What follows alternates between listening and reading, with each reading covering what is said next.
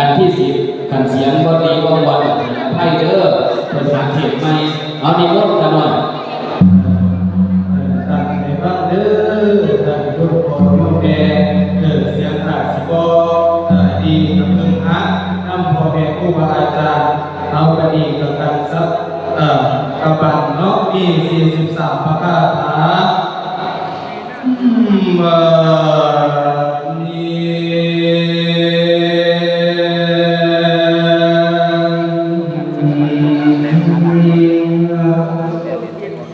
สัวสางฟังเรื่องพระยังก่อนสุนทรว่า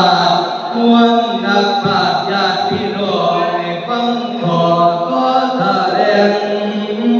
ฟังให้ดีสิแก้ปัญญาเกิดสมองใสฟังไป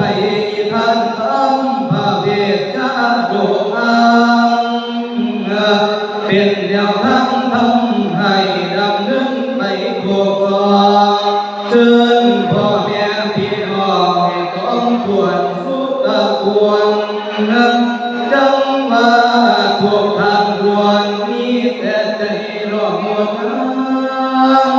มาทำตามความทำได้ก็บุญคุณแก้ว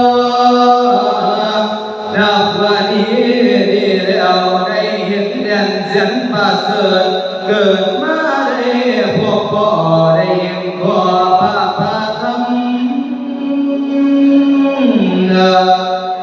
ความรู้สึกเกิดตามได้ดึกดำทั้งสองน่าสะกดมาดูนะวาสนาเฮาทางศิลป์และท่านทรงสร้างตามทั้งพุทธศาสตร์พระโอวาทของพระเจ้าเฮาท่านเทศนาวาสาภะภาษาอาการังการบ่ทำความชั่วซาสัพพสิ่งบัดสิกุศลสุภาสัมปทาท่านทำดีให้ปรากฏว่ากุศลในสงสารสัจจิตาปาริโยปาทานังทำจิตใจให้มันว่างมโนในให้ใสพองสามอย่างนี้พระพุทธต้องสอนเบาตลอดกาลพระพุทธศาสนิทานเฮาท่านทั้งหลายหญิงและชายเจ้าพุทธป่าพืชตามงามแนวคุณพระไตรสามแก้วพานุ่มกงตาบาปสิบ่ได้พองสิพันต้องแต่สิ่งดี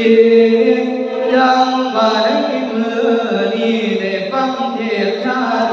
กอาตมา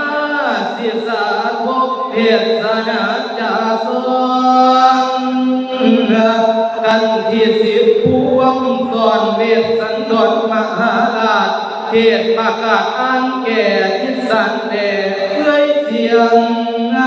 ผู้อยากฟังต่อเนื่องติดตามเรื่องให้ฟังชา